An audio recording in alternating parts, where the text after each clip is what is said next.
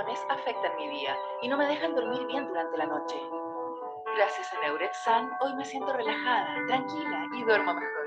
La eficacia de Neurexan ha sido probada en estudios científicos y por sus ingredientes de origen natural no genera dependencia ni somnolencia. Yo descubrí Neurexan para mí.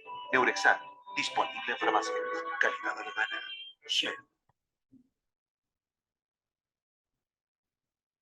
Este vídeo presenta el concepto de medicina biorreguladora de sistemas, el que fue publicado recientemente en la revista con comité editorial Frontiers in Physiology en la sección Biología de Sistemas. Me llamo Brian Berman y soy tu autor de esta publicación. ¿Por qué necesitamos otro concepto más en medicina? Puedo pensar en al menos dos razones. Primero, en una sociedad que se transforma rápidamente, donde las innovaciones tecnológicas llevan a enormes avances en la biología. Hoy en día hemos analizado más del 90% de nuestro genoma y comenzamos a crear una enciclopedia de los genes y el metabolismo humano, lo que va a profundizar en la exploración sobre cómo nuestro sello genético se traduce en reacciones bioquímicas. El proyecto Genoma Humano abrió todo un nuevo capítulo de grandes datos en el mundo de la investigación biomédica. Los estudios en genómica, proteómica, metabolómica y otras ómicas han producido una cantidad sin precedentes de datos con potencial relevancia clínica. Es discutible que hayamos aprendido más en los últimos 20 años que en toda la historia de la biología, y podrían también decir, estamos inundados de nuevos conocimientos y seguimos tratando de dar sentido a sus aplicaciones clínicas. Segundo, a pesar de la revolución de la biología de sistemas, las innovaciones en la atención de salud siguen estando detrás de estos avances. Actualmente estamos al medio de una epidemia global de enfermedades crónicas, como declara la Organización Mundial de la Salud. La morbilidad crónica constituye más del 50% de la carga global de enfermedades, responsable de cerca del 70% de la mortalidad a nivel global. Sin embargo, vivimos más tiempo. En 2020, alrededor de 2 de cada 10 personas serán considerados como ancianos. En realidad, algunos argumentan que el 90% de todo el gasto en salud ya se está usando en tratar condiciones crónicas asociadas a envejecimiento y que esta tendencia solo va en aumento. Si esta tendencia continúa, los sistemas de salud se verán exigidos al límite y pueden ir a la quiebra si no se hacen cambios para mejorar una vida saludable. Es por eso que hoy muchos abogan por innovar la atención de salud, haciéndola más integradora y holística o centrada en el paciente. Entonces, ¿cuáles son los determinantes clave de nuestra salud? Las investigaciones en salud pública sugieren que solo el 10% de nuestra salud depende de la atención sanitaria. El resto corresponde a la interacción entre la herencia individual y nuestras opciones en estilo de vida, el medio ambiente en que vivimos, así como donde trabajamos, jugamos y aprendemos. Pero, ¿podemos ir más allá de eso? Actualmente, una nueva ciencia biológica, la llamada biología de sistemas, explora todas estas interrelaciones. Es aquí donde entra la medicina biorreguladora de sistemas, viendo la autorregulación y la desregulación al interior de un sistema, y lo que ello puede significar desde el punto de vista terapéutico. Entonces, ¿cómo ha cambiado hoy en día nuestro entendimiento de la biología? En el pasado, tratábamos de explicar el comportamiento de un sistema biológico complejo como el cuerpo humano a través de la estructura y el comportamiento de sus partes individuales. Eso era un pensamiento francamente lineal. Sin embargo, después de completarse el proyecto Genoma Humano, una década de investigaciones nos enseñó que la conducta de un sistema biológico complejo es una red de interacciones entre genes, elementos de ARN no codificante, proteínas y metabolitos. La biología de sistemas propone un nuevo concepto no lineal de salud y enfermedad. Eso es, A. Salud es el equilibrio dinámico de la compleja red de interacciones entre moléculas y tejidos del cuerpo, y entre el cuerpo y su medio ambiente. B. El equilibrio se mantiene por circuitos de retroalimentación autorregulados o la capacidad del cuerpo de autorregularse. C. Y la enfermedad se manifiesta cuando el equilibrio dinámico es perturbado y no es capaz de autorregularse. En base a estos fundamentos de la biología de sistemas, el concepto de la medicina biorreguladora de sistemas explora tres perspectivas. 1. Complejidad de la enfermedad. 2. capacidad humana de autorregularse y 3, redes biológicas de moléculas y tejidos como principio de base que conecta la biología, el estilo de vida y los factores medioambientales. En este vídeo me enfocaré en un elemento, la autorregulación de redes biológicas. Este concepto se refiere al cuerpo humano como una red de genes, metabolitos, células y tejidos que están todos interconectados vía circuitos de retroalimentación autorregulados. En otras palabras, estamos todos hechos de redes. ¿De qué manera esto cambia en su fundamento nuestra comprensión de una enfermedad? Diferentes sistemas biológicos interactúan mucho más de lo que se creía antes. Si estamos hechos de redes, ningún tejido ni molécula está realmente aislado. La perturbación en un sitio se puede diseminar a través de toda la red de moléculas y tejidos. Y las perturbaciones constantes pueden cambiar críticamente la estructura y la función de toda la red, manifestándose como enfermedad. Como mecanismo preventivo, la naturaleza ha construido circuitos de retroalimentación autorregulados que mantienen la homeostasis de las redes en un medio ambiente en constante cambio. Así, la hipótesis principal del concepto de la medicina bioreguladora de sistemas es que si podemos potenciar la capacidad autorreguladora de un paciente, eso le ayudará a oponerse mejor a las perturbaciones y, al hacerlo, reducir la carga de la enfermedad y aumentar su expectativa de vida saludable.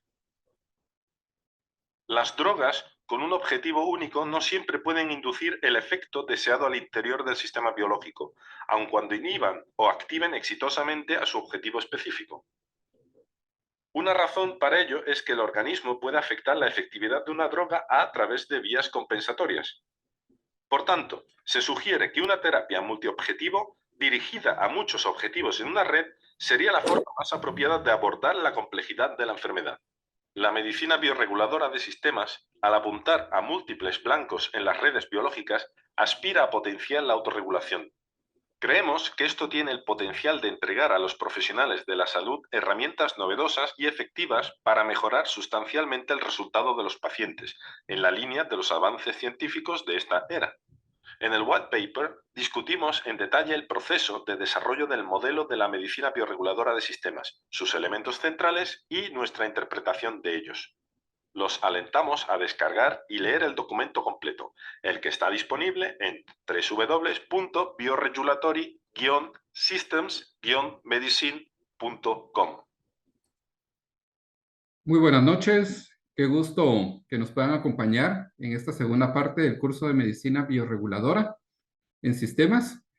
Tenemos el agrado de darles la bienvenida de Laboratorios GEL de Alemania, distribuidora de productos farmacéuticos Diprofarm de Guatemala y Laboratorios Suizos de El Salvador a este curso llamado Rompiendo Paradigmas desde la linealidad hacia la visión en redes biológicas. Y para todos, pues, qué bueno tenerlos por acá en esta segunda parte. Y también tenemos el gusto de tener al doctor José Morales como nuestro moderador, a quien doy la más cordial bienvenida. Doctor, bienvenido. Muchas gracias, Osvaldo, y gracias a todos los asistentes. Muchas gracias, Juan Gilberto. Este diplomado, como ustedes bien saben, es continuidad del anterior que se hizo hace unos meses. Es un gran esfuerzo que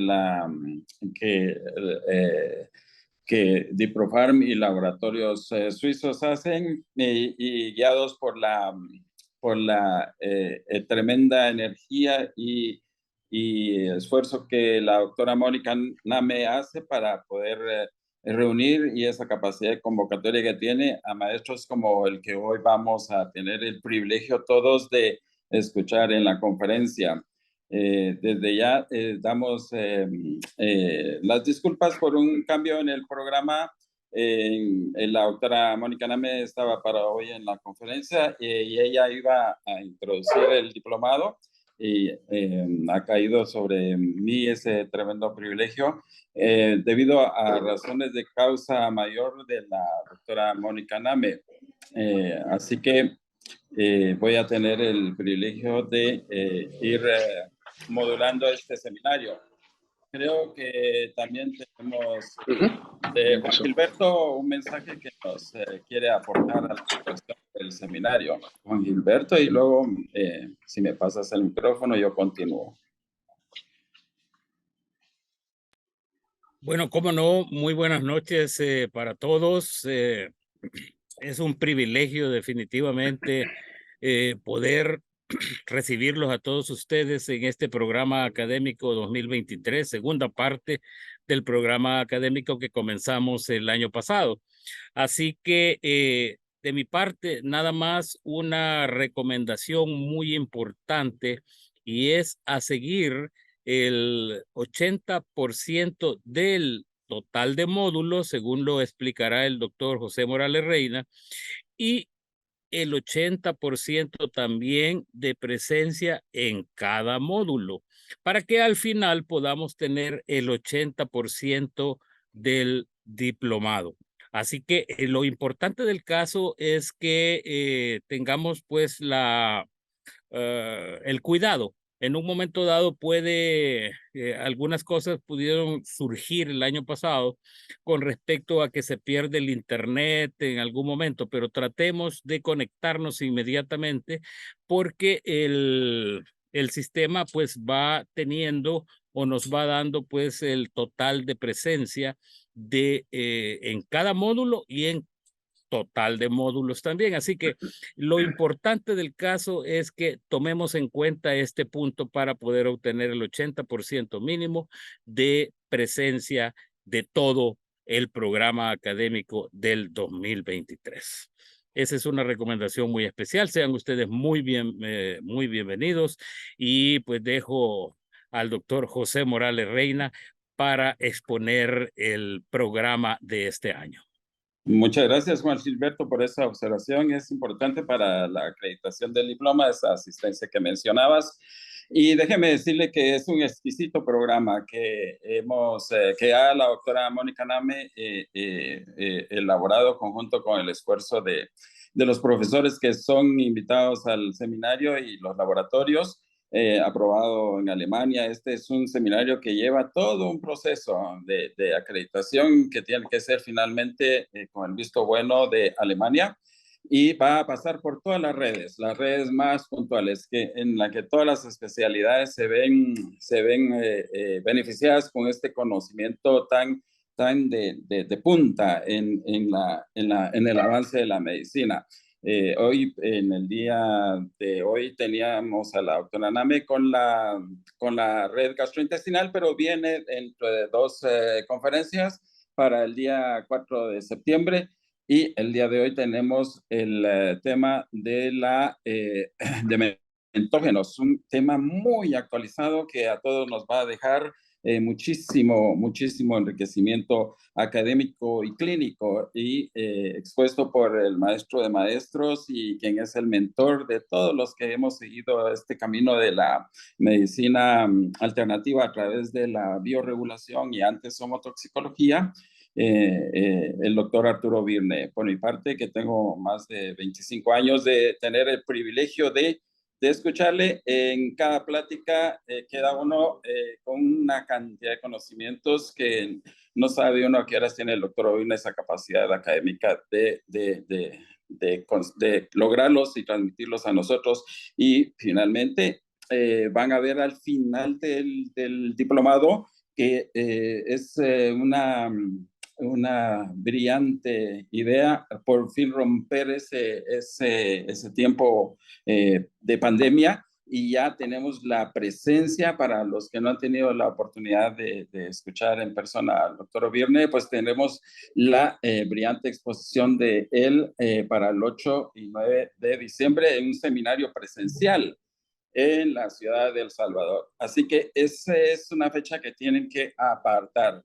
Como repito, estar en un seminario con el doctor es de un enriquecimiento científico alto, pero en presencia de él y con un seminario que es teórico y práctico en esa oportunidad en El Salvador, va a ser indudablemente algo enriquecedor para todos. Y la doctora Mónica Name, con su amplio expertise y esa dirección y ese liderazgo científico que también tiene, siguiendo los pasos del doctor Virne y que ambos son mentores de muchos de nosotros en el área de la medicina de bioregulación, También estará en Guatemala para las fechas 3 y 4 de noviembre con el tema de biopuntura, un extraordinario tema que tiene muchísima aplicación clínica. El programa de las webinars continúa para el 21 de este mes con la red cardiovascular, que no cabe duda, hoy por hoy es uno de los temas muy actuales, con la cantidad de problemas degenerativos en esta red. Para el día 18 de septiembre también tenemos todo el aspecto bioregulador de las enfermedades renales, que forman también hoy por hoy un tremendo vacío en nuestra terapéutica alopática, porque llegamos a tratar paliativamente a nuestros pacientes, pero a través de la medicina de bioregulación, lograr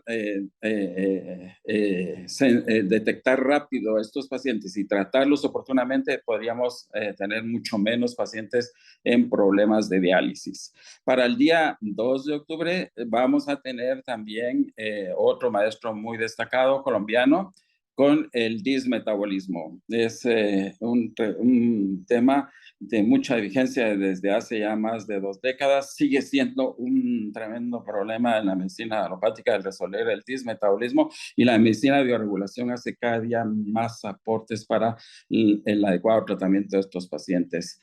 Para el 16 de octubre tenemos también la red ginecológica, que va a ser tratada y expuesta por la doctora Marta Marrugo de Colombia, una brillante también especialista de la medicina de bioregulación y en el campo de la ginecología. Y finalmente, de los webinars en línea, tenemos para el 16 de octubre, como ya les decía, la red de ginecológica. Con eso se cierran los webinarios y los 2 presenciales. Para llegar a estos presenciales y tener ya su diploma, como decía Juan Gilberto, garantizado, deben de tener la asistencia. Pueden ir a los presenciales, va a ser un exquisito aprendizaje para todos, pero manténganse en la constante asistencia a estos webinarios, que cada día les va a aportar una gran cantidad de conocimientos científicos y de mucha utilidad, de mucha practicidad. Así que, sin más por el momento, creo que vamos a introducir a nuestro profesor, quien va a darnos hoy el primer webinario. En el módulo 1 vamos a ver dementógenos y glicotoxicidad. Es un tema relacionado con las bases de la neurodegeneración y la disfunción cognitiva temprana. Para todos no es extraño que este es un problema cada vez más grande en la problemática de salud y enfermedad a nivel global. Y dentro de las terapéuticas alopáticas nos estamos quedando sumamente cortos con el tratamiento de este tipo de degeneraciones. El doctor Arturo Virne, como ya he mencionado, es nuestro mentor a nivel global. Vamos a mencionar nada más casi solo su nombre y apellido en esta introducción extraordinariamente concisa. Él ha hecho publicaciones, ha hecho conjuntamente con los grandes de la medicina de bioregulación, libros, y es mentor de todos los que hemos seguido a nivel global en los caminos de la bioregulación. Es médico y cirujano de la Universidad del Cauca. Tiene una maestría de fitoterapia clínica de la Universidad de Barcelona en España. Tiene especialidad en medicina biológica de la Sociedad Internacional de Homeopatía y Homotoxicología de Baden-Baden, Alemania. Tiene posgrado en nutrición clínica, Universidad de Barcelona, España. Tiene posgrado en nutrición comunitaria, Universidad de Barcelona, España. Es profesor de pregrado por mucho tiempo ya de la Cátedra de Medicina Integrativa de la Universidad Javeriana. Y como digo, esto es realmente puesto en una sola palabra, su currículum, que es muchísimo, muy amplio. El doctor, como bien lo dice, a veces fue cirujano y finalmente, como muchos de nosotros, se encontró con estas maravillas de la medicina biorregulación. Así que, sin más preámbulo, doctor Ovirne, es para mí un privilegio presentarlo y ansioso de oír su conferencia. Muchas gracias por estar acá. Querido José, muchísimas gracias, muy amable por tus palabras. Y a todos los colegas que tenemos hoy en el día, pues les doy la bienvenida para los que sean nuevos en el tema de la medicina sistémica de biorregulación, porque casi que les puedo prometer que una vez que entren en esto, que una vez que conozcan toda la información que hay dentro del concepto de medicina sistémica y biorregulación, ya es casi que imposible echar para atrás y retornar a lo que aprendimos y a lo que estamos haciendo en la universidad. En la medicina convencional, lineal, que trata síndromes, que trata patologías, que trata órganos, pero que no trata al sistema global. En el día de hoy vamos fundamentalmente a hablar de un tema muy especial que es precisamente el tema de los dementógenos, de la glicotoxicidad y la neurodegeneración, porque quiero llamarle la atención muy especialmente aquí en el hecho de que las enfermedades neurodegenerativas se han convertido en un grave problema por una simple y sencilla razón, de que estas enfermedades tienen un periodo de iniciación y de evolución silencioso muy largo y que ya cuando nos diagnostican el Parkinson, el Alzheimer, la demencia senil o cualquiera de estas formas que alteran el funcionamiento cognitivo, ya esa enfermedad puede haber empezado hace 1 o 2 décadas. Así que es interesante que entremos a comprender aquí la importancia de entender que la enfermedad neurodegenerativa se ha convertido en la actualidad en la tercera causa de muerte en el mundo, al punto tal que se está hablando de la gran epidemia del siglo XXI. ¿Y por qué decimos de la gran epidemia? Porque básicamente cada 3 segundos se hace un diagnóstico de demencia a nivel global. Y si miramos hacia los 85 años de edad, el riesgo de padecer una patología sin tratamiento es aproximadamente del orden de un 50%. Es decir, la gente a partir de los 80, 85 años puede encontrarse ya teniendo claramente un problema neurodegenerativo que todavía nadie ha hecho absolutamente nada para enfrentarlo. Así que entonces vamos viendo cómo el deterioro neurodegenerativo suele pasar desapercibido. Prácticamente se nos está yendo la memoria, se nos está yendo la capacidad cognitiva sin darnos cuenta, porque todos estamos expuestos triste y preocupantemente a un epigenoma y a un exposoma, puesto que vivimos en un entorno y tenemos estilos de vida que están enviando un mensaje incorrecto a nuestro genoma. Este posiblemente es el punto más crítico, ya que el exposoma y el epigenoma por estilo de vida negativo están teniendo un diálogo que hace entonces que el genoma no exprese la salud, que el genoma exprese es la enfermedad. Por consiguiente, este es el punto más importante que nos hace entender la necesidad de cambios estrictos en el estilo de vida que son capaces de modificar el riesgo de enfermedades neurodegenerativas, en especial cuando tenemos factores genéticos como el ApoE o el ApoE4. Así que tenemos que comprender que no es una enfermedad simple de una sola variable.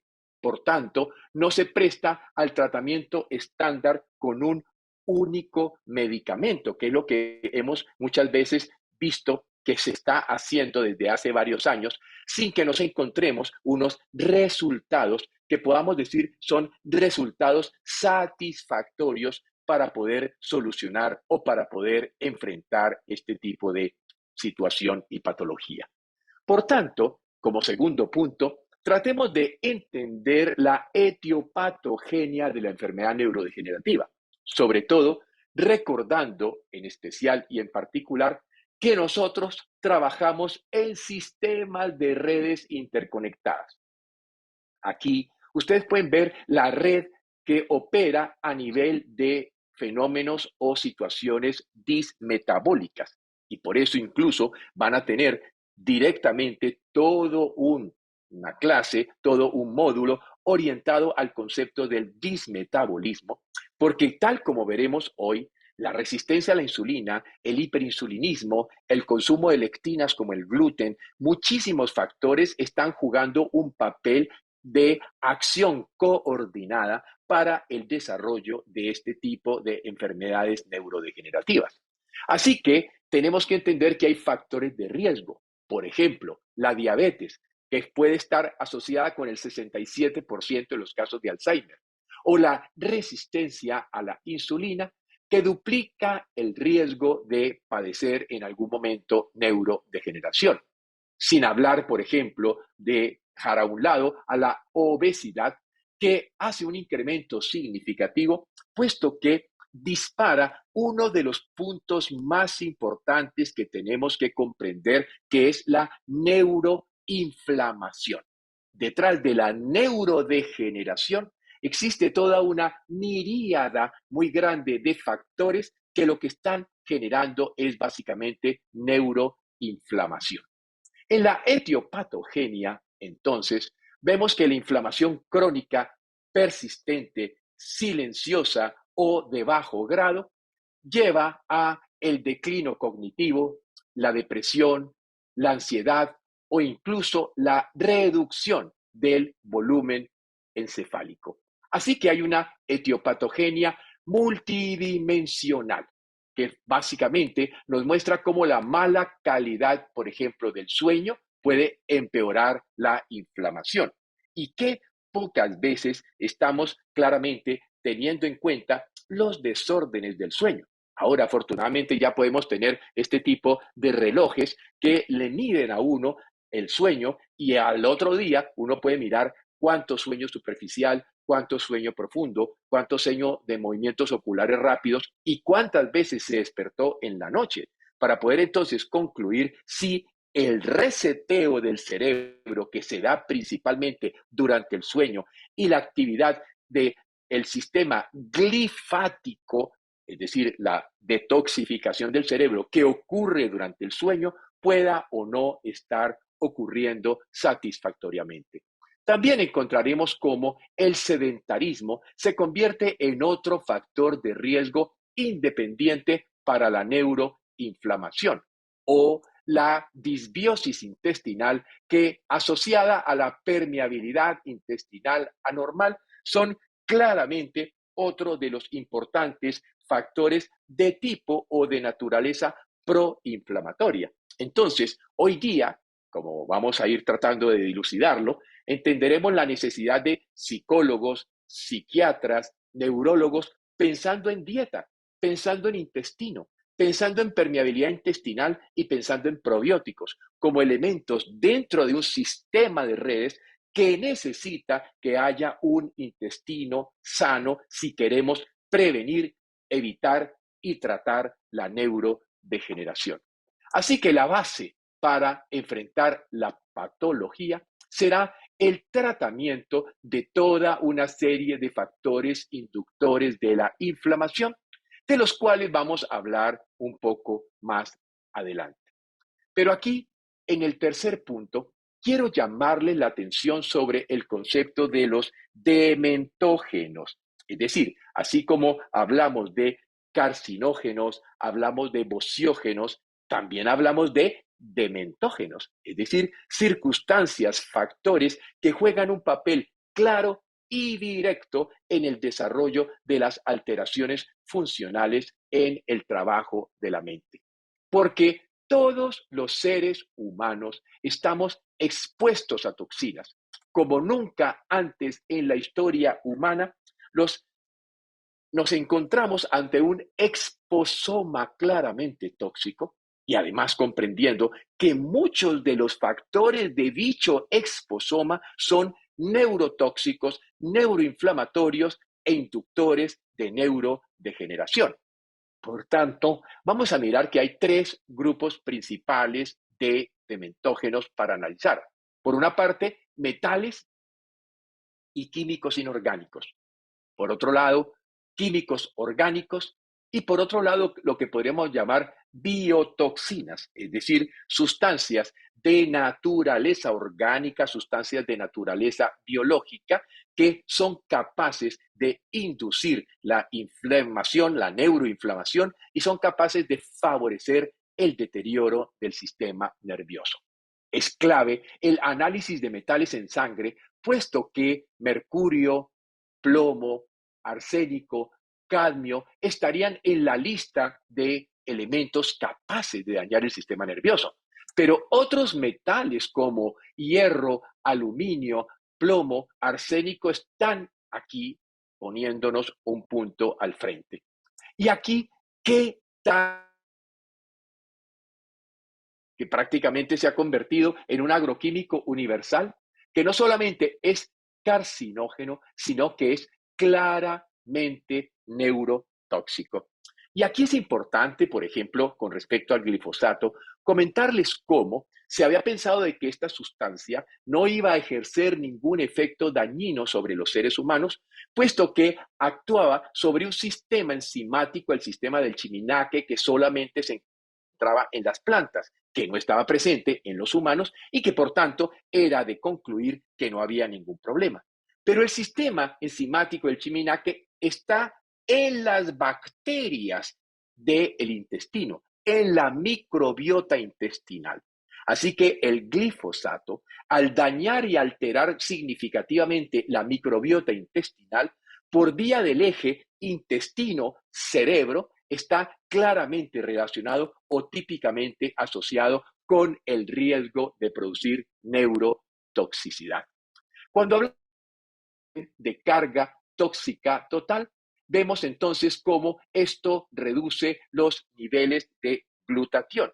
Así que este importantísimo sistema antioxidativo antioxidativo intracelular, que va a jugar un papel clave y fundamental frente a la protección de la neurodegeneración, se puede ver preocupantemente dañado, alterado o afectado como consecuencia precisamente de las situaciones tóxicas que hemos ido analizando. Así que, ¿qué podríamos hacer desde el punto de vista de la mirada integrativa para ir pensando en la prevención y el tratamiento frente a dementógenos? Y es darnos cuenta de que necesitamos continuamente. Esto es absolutamente vital y se debe hacer sin pausa. Se tenía la idea de hacer terapia de detoxificación y drenaje, digámoslo, cada 3 meses o cada 6 meses o una vez al año, pero ante la realidad del exposoma tóxico, ante la realidad de la epigenética negativa como consecuencia de los estilos de vida equivocados de las personas, nosotros prácticamente entendemos que en el día a día, en la alimentación que recibimos, en el ejercicio que hacemos, en la meditación que practicamos, en muchas de nuestras actividades de estilo de vida, podemos estar entonces realizando acciones que favorezcan los procesos de la desintoxicación. Porque hay claramente un límite tóxico en el cuerpo. Y sabemos que padecimientos claramente vinculados a la carga de toxinas como Alzheimer, cuerpos de Lewy, Parkinson, esclerosis lateral amiotrófica y podríamos en general decir prácticamente la totalidad de las enfermedades de tipo o de naturaleza neurodegenerativa están relacionadas con o están asociadas a la carga tóxica que el paciente tiene y que va muchas veces silenciosamente acumulando a lo largo de la vida. Así entonces que el primer paso debe ser de indudable acción, minimizar la exposición a dementógenos en el aire, en el agua, en la comida, en la piel. Es decir, una vez que hemos hecho los cuestionarios y a quienes estén interesados en profundizar, los invito a realizar más adelante el diplomado de neurodegeneración, puesto que allí, tal como el doctor José, que ya lo está terminando, enseñamos paso a paso, bibliografía tras bibliografía, detalle tras detalle, todo lo que hay que hacer en la prevención y en el tratamiento de la enfermedad de tipo neurodegenerativa, previniendo aquellas cosas que están en nuestro entorno. El segundo paso será la desintoxicación, ya que nuestro cuerpo desintoxica permanentemente a través de orina, heces, aliento y sudor. Más, la pregunta que podríamos hacer es, ¿cuántas recomendaciones a diario estamos dando a nuestros pacientes para que optimicen, para que mejoren todo este funcionamiento de lo que son los órganos emuntoriales? Es decir, los órganos que nos van a facilitar, los órganos que nos van a permitir los procesos de la eliminación de factores o de elementos que produzcan toxicidad. El tercer paso sería ya trabajar sobre tóxicos específicos, como por ejemplo las micotoxinas. Así que es importante de forma clave reconocer si hay toxicidad por toxinas de hongos exógena, como ocurre, por ejemplo, en el hongo negro, que crece en las paredes, que crecen en los lugares cerrados, húmedos, etcétera, o los hongos que pueden ser biógenos propios del sistema, que puedan entonces estar generando toxicidad a partir de sus propias toxinas. Pero también veríamos la importancia de buscar metales pesados o de analizar de manera detallada los niveles de toxicidad orgánica de cada paciente para poder ir llevando de forma específica un tratamiento a largo plazo que permita entonces, según qué tan anterior, qué tan vieja, cuántos años de carga tóxica lleva este paciente, cuánto tiempo podemos necesitar, cuánto tiempo podemos programar para hacer realmente detoxificación y drenaje efectivos. Por eso, podríamos hablar, por ejemplo, de un medicamento multimodo y multiobjetivo como el GPL, que pueden ver ustedes tiene Licopodium, Cheledonium, China, Rusmochata, Cardus marianus, Veratrum, Colosintes, o sea, una mezcla de vegetales junto con el fósforo, que desde el punto de vista de usos clínicos tendrá actividades específicas sobre el ectodermo neurodermal y el ectodermo simpático dermal. Es decir, este producto puede favorecer procesos de depuración y de detoxificación a nivel de la hoja embrionaria ectodermal, que como bien sabemos da el origen a estructuras como el neurodermo y el simpático dermo. Por lo tanto, sistema nervioso central, sistema nervioso periférico, sistema nervioso entérico y sistema nervioso neurovegetativo podrán recibir el beneficio depurativo cuando utilizamos el EPL.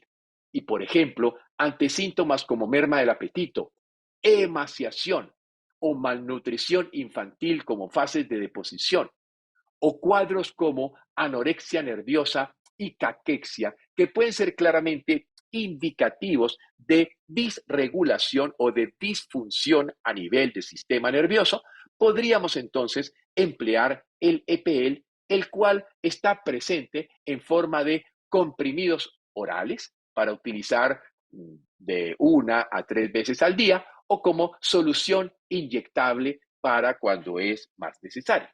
Pero así como podemos tener entonces al EPL, que digámoslo de alguna manera es el medicamento sencillo, el medicamento de base para ayudar a mejorar la fase 2 de detoxificación hepática y mejorar todos los mecanismos de transaminación, acetilación, peptidación, todos estos mecanismos que tiene el hígado perfectamente organizados para enfrentar la distinta cantidad de toxinas. También podría ser que ya nos llegue un paciente con una patología hepática de importancia. Y hay que recordar que hay un eje que hoy día se llama el eje hígado-cerebro.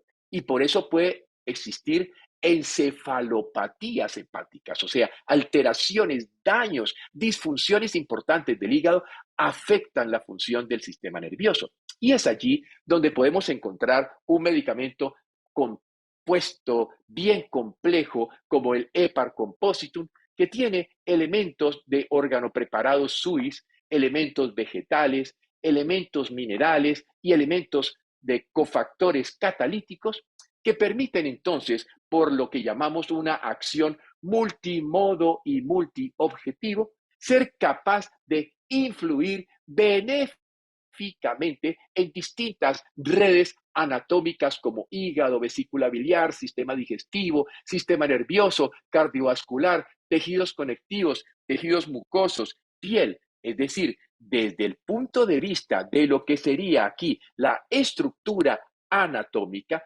Heparc haría pues por su amplia variedad de componentes una acción específica de tipo anatómico sobre estas estructuras, pero también sobre redes patofisiológicas, como puede ser la resolución de desorden del microambiente con posible cicatriz, o la remodelación patológica inicial o la degeneración con fibrosis. Es decir, cuando estamos entonces frente a las fases más avanzadas en el continuo salud-enfermedad, allí entonces Heparc va a ser de gran importancia y tal como al final de este curso, la doctora Mónica les enseñará a inyectar a nivel de la biopuntura y en el último módulo yo les enseñaré a hacer la terapia segmento metamérica de bioregulación, aplicando el Heparc en sitios especiales, sitios específicos que nos permita entonces optimizar los mecanismos de bioregulación. Y de esta manera es por eso que tendremos entonces un inyectable que nos permite colocarlo intramuscular, intravenoso, subcutáneo, intracutáneo o de tipo segmento metamérico. Aquí quiero pasar al cuarto punto, que sería clínica y terapéutica en el caso del deterioro cognitivo. Y llamarles entonces la atención en el sentido de los factores potenciales que me pueden llevar a neurodegeneración, donde entonces claramente están localizados la inflamación crónica, la resistencia a la insulina, la subnutrición, la presencia de patógenos específicos donde virus pueden jugar un papel importantísimo y la inmunodepresión o inmunosupresión. De forma tal que, tal como vemos aquí, todo este listado de factores claramente relacionados como factores potenciales causantes de neurodegeneración deberán ser analizados cuidadosamente en nuestro paciente para, como iremos viendo, tomar acciones claras, acciones específicas. Pero es que además de esto, tenemos que saber que lo que está detrás de la inflamación crónica puede ser un intestino permeable, un síndrome metabólico, una inflamación asociada al exceso de azúcar y carbohidratos de alta carga glicémica, problemas de la dentadura, campos de interferencia en el terreno ontológico y el cuadro de la gingivitis, que tal también, como veíamos, es toda una importante lista de factores que nos llevan a inflamación crónica. Y la inflamación crónica está clara y típicamente asociada como un claro factor potencial, en especial cuando la persona tiene tendencia genética, tiene riesgo genético por antecedentes familiares de sufrir alguna enfermedad neurodegenerativa. Y claro, no podría quedar aquí por fuera la resistencia a la insulina, donde entonces la historia familiar de diabetes o la tendencia que podemos llamar sugarólica de la dieta, es decir, todas estas personas adictas al consumo de azúcares, adictas a estar endulzando todo lo que consumen, adictas a consumir panes, galletas, tortas, pasteles, todo esto que tiene estas harinas refinadas que van a generarnos o aportarnos aquí una situación que dispara el estado hiperinsulínico que bien sabemos está tremendamente asociado y relacionado a la neuroinflamación. Además de esto, tendríamos fenómenos de inmunodepresión, donde la persistencia de presencia infecciosa como virus, mohos, bacterias, parásitos, espiroquetas, justificaría entonces que hagamos exámenes de sangre que permitan entonces determinar el antecedente o la presencia de inmunoglobulinas que nos digan que aquí hemos tenido este tipo de microorganismos y que por consiguiente deberíamos estar atentos a cómo vamos a enfrentar esta situación que deteriora la función inmunitaria. Y en gente que ya padece enfermedad de Alzheimer, deterioro cognitivo leve o deterioro cognitivo subjetivo, se ha podido observar en las investigaciones más o menos entre 10 a 25 factores identificables. Es decir, estos pacientes, cuando hacemos una historia clínica con un sentido integrativo, con una mirada de la totalidad del paciente, vamos a encontrar 1, 2, 3, 5, 7, 9 factores o más, hasta 25 se dice, que pueden estar entonces como distintos, que además trabajando en acción sinergística, pueden entonces disparar, pueden favorecer, pueden conducir o pueden agravar un estado neurodegenerativo que ya esté presente o que ya venga en camino. Por consiguiente, la medicina ha intentado tratar la neurodegeneración sin conocer qué la provoca o qué contribuye a ello. Y esto es algo que nos tiene que preocupar, porque entonces la levodopa que se le da al paciente pues puede indudablemente favorecer o mejorar mucho de la sintomatología, pero nuestra experiencia a lo largo de lo que se ve y de lo que se reporta es que la patología sigue caminando, la patología sigue avanzando. Y entonces a veces uno se sorprende que no le preguntan al paciente nada de la alimentación, que no le preguntan al paciente nada del ejercicio, que no valoran la calidad del sueño, que no están atentos a los factores glicotóxicos de la dieta, es decir, todo aquello que va creando este terreno para favorecer el proceso neurodegenerativo. Así que nos damos cuenta que típicamente es una enfermedad de progresión muy lenta que además progresa en fases y que aquí entonces esto nos tendría que prestar o poner en atención clara, puesto que nos daríamos cuenta de que es posible que cuando ya los síntomas se hagan presentes, hayamos perdido 10, 20 o 30 años. ¿Por qué? Porque nadie hizo nada anteriormente para cambiar los estilos de vida de esta persona que durante 10, 20 o 30 años fueron creando un terreno fisiotóxico, un terreno disregulativo de las redes de este paciente que permitió que terminara expresando la genética a la cual tenía predisposición o que terminó generando los daños que llevaron finalmente a la aparición de los cuadros clínicos de neurodegeneración. Así entonces que la neurodegeneración inflamatoria es el punto más crítico al que hay que atender, puesto que la inflamación crónica y en particular la expresión constante y persistente del factor nuclear kappa beta, que sabemos es el Richelieu de la inflamación, aumentará la producción del factor amiloide y la deposición, lo que irá entonces conduciendo con el tiempo progresivamente al deterioro cerebral. Por tanto, la neurodegeneración también podría llegar a ser una neurodegeneración de tipo atrófica. ¿Qué significa esto? Que está relacionada con niveles subóptimos de nutrición, de hormonas y de factores tróficos. Entonces, el neural growth factor, el factor de crecimiento neural, que sabemos juega un papel determinante en la neurogénesis y en la neuritogénesis, es decir, en los procesos de remodelación del cerebro a lo largo de la vida, pues no se van a poder llevar de manera adecuada, puesto que la falta, la deficiencia del aporte dietético nutricional o, por lo contrario, el consumo de alimentos proinflamatorios, acidificantes, favorecerá junto con la hipoxia un claro proceso de avance degenerativo y deterioro.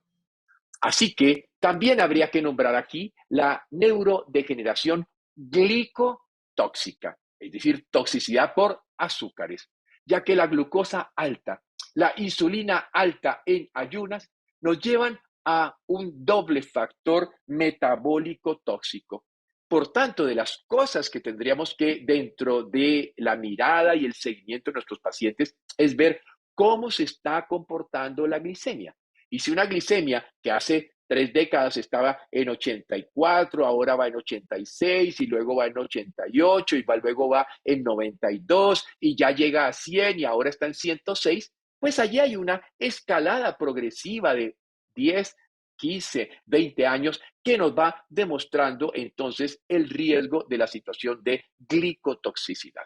Así que no importa la edad que sea, los valores de glicemia en ayunas deben ser valores que estén, ojalá, entre 82 a máximo 86, para poder saber que estamos realmente en protección frente a la neurodegeneración.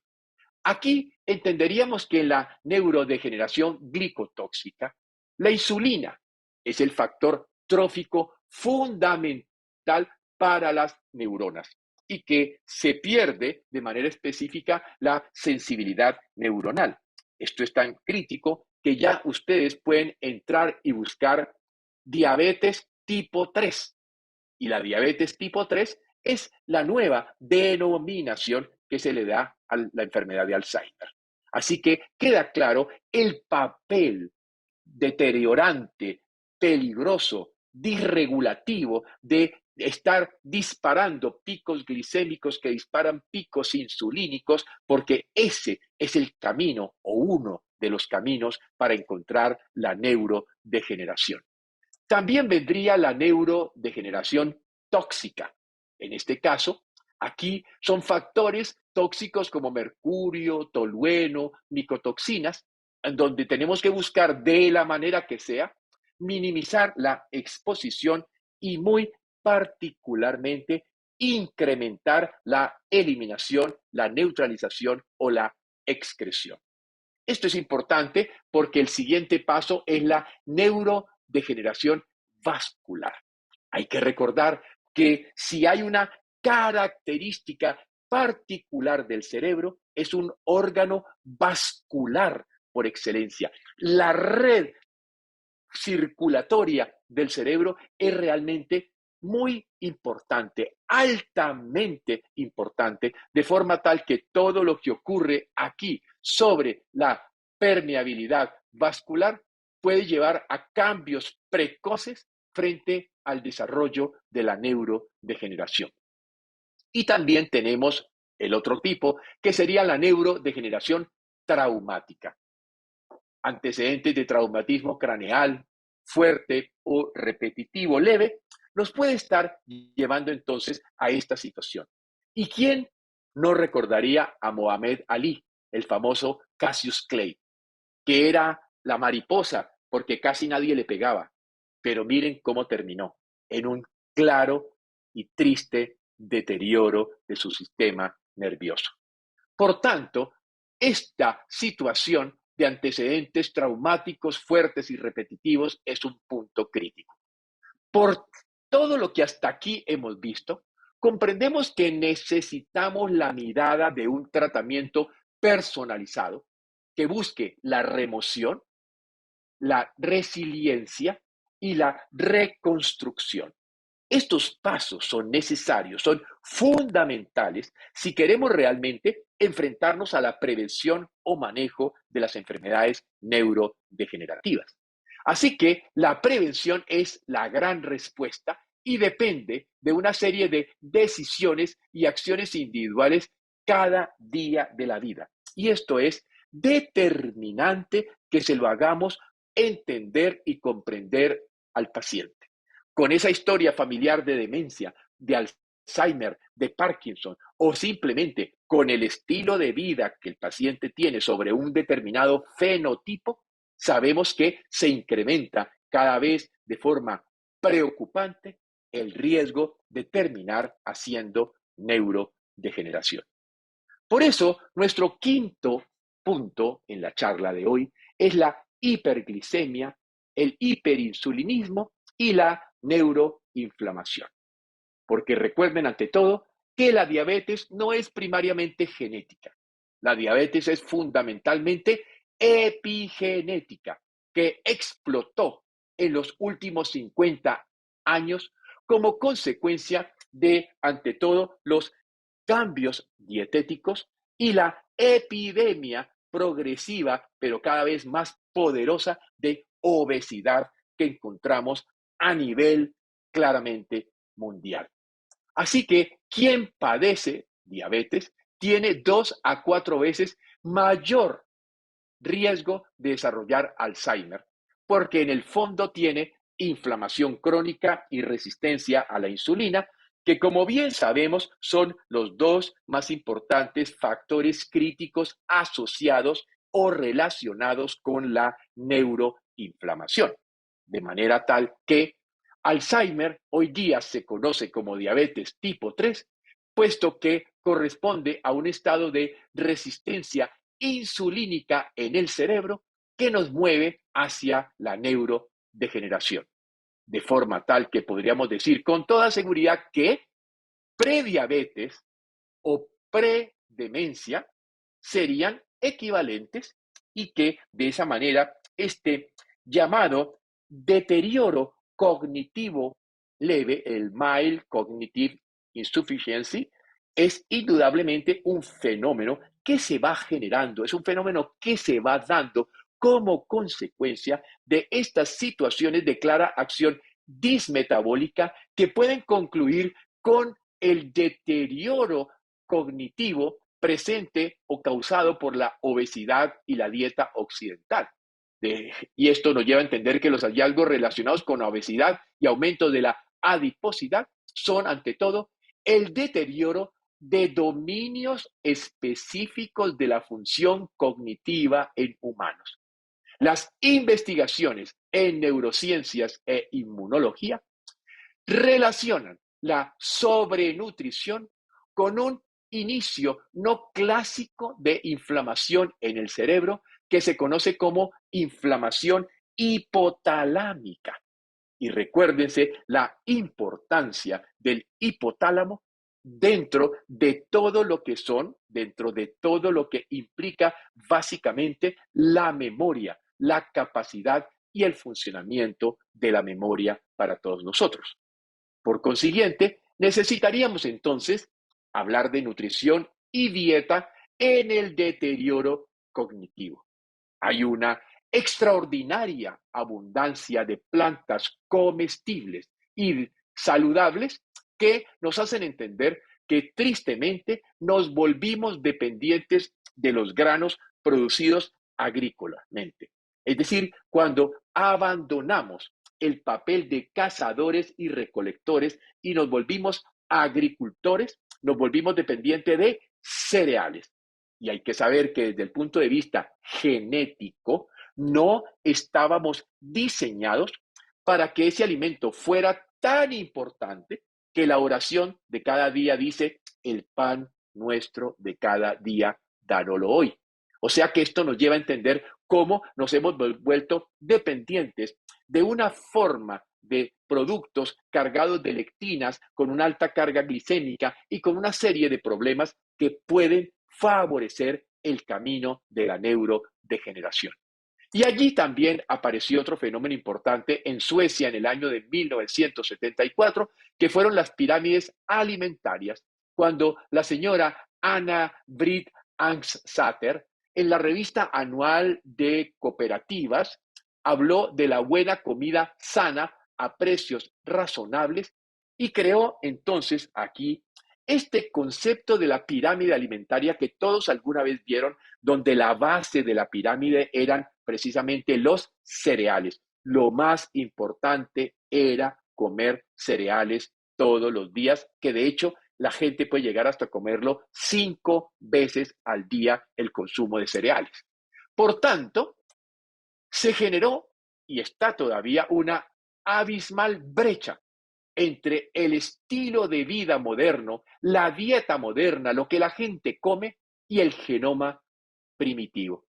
Puesto que si pensamos en nuestros ancestros, cazadores y recolectores, estos tenían un estado de cetosis dominante, puesto que la carestía de vida, la actividad física, la alta fibra de la dieta y la proteína animal con grasa ocasional generaba entonces una condición metabólica que inducía un estado cetogénico de base. Y hoy día, con los conocimientos y las investigaciones de la dieta cetogénica, sabemos que el cerebro trabaja mejor bajo condiciones de un buen consumo, un abundante consumo de vegetales y de grasas de origen vegetal y de grasas saludables monoinsaturadas y poliinsaturadas, que de una alimentación basada en harinas y azúcares, que es básicamente lo que la sociedad humana actualmente consume. Por eso se llegó a hablar incluso de ayuno para nuestro cerebro. ¿Y qué es esto? La importancia radical de la cantidad de horas que dejamos de comer, que debería ser de mínimo 12 horas y al menos 3 horas antes de acostarse. De forma tal que le recomendamos siempre a nuestros pacientes que si desayunó a las 7 de la mañana, entonces deje pasar, si cenó a las 7 de la noche, desayune a las 7 de la mañana. Si cenó a las 8 de la noche, desayune a las 8 de la mañana. Es decir, que como mínimo dejemos que sería el ayuno intermitente fisiológico de las 12 horas entre la cena y el desayuno. Este es un momento muy especial porque va a condicionar un estado que se llama el estado de la autofagia, el cual aumenta, por ejemplo, la producción de energía y favorece de manera muy especial la mitofagia, permitiendo el turnover de mitocondrias y favoreciendo de esa manera los procesos de función y de regulación. Hoy día sabemos que cuando abandonamos los azúcares y las grasas y nos movemos hacia una dieta de base un poco más cetósica, esto va a producir lo que se llama flexibilidad metabólica y el cerebro, por tanto, podrá funcionar muchísimo mejor. Hay que, pues, entonces, promover la autofagia a través de la cetosis nutricional, del ejercicio, de la restricción de proteínas, del sueño reparador, que son factores que nos van a ayudar de manera muy especial a que el cerebro funcione mejor. Pero por favor, no es la dieta cetogénica que nos están recomendando en Internet a base de grasas saturadas de animal, como la grasa de cerdo. Todo lo contrario, necesitamos una cetosis acompañada de una importante cantidad de verduras, puesto que si no hay carga glicémica, como ocurre, por ejemplo, en verduras de hoja verde, que tienen un menor índice de deterioro cognitivo cuando se incluyen generosamente en la dieta, o verduras crucíferas densas en nutrientes con un componente sulfuroso que favorece el mantenimiento del glutatión y por lo tanto la desintoxicación mediante antioxidación. O por ejemplo, frutos como el aguacate, el alimento más saludable, con grasas muy benéficas, monoinsaturadas y prácticamente casi nada de azúcar, que no solamente entonces será, porque un aguacate todos sabemos lo delicioso que es, sino que ayuda a todo este aporte de grasa fundamental y necesario para que nuestro cerebro funcione de mejor manera. E igualmente las especies, donde aquí el perejil, la albahaca, el cilantro, el romero, la salvia, el tomillo, el orégano, el hinojo y el comino pueden ser indudablemente factores esenciales dentro de echarle estos elementos que además muchos de ellos traen salicilatos y como salicilatos entonces pueden producir ácido saliciláurico que favorecerá el control inflamatorio a través del estímulo de la resoleómica del proceso inflamatorio. Y también no se olviden, por favor, de los tés ricos, como el caso del té verde, en epigalactocatequina 3-galato, que es un flavonoide del té verde que penetra la barrera hematoencefálica y se convierte de manera clara y directa en uno de los importantes protectores frente al riesgo o al problema de la neuroinflamación. Y, lógicamente, repetir siempre la importancia de las grasas saludables, ya que el cerebro aproximadamente es entre 60 a 70% grasa.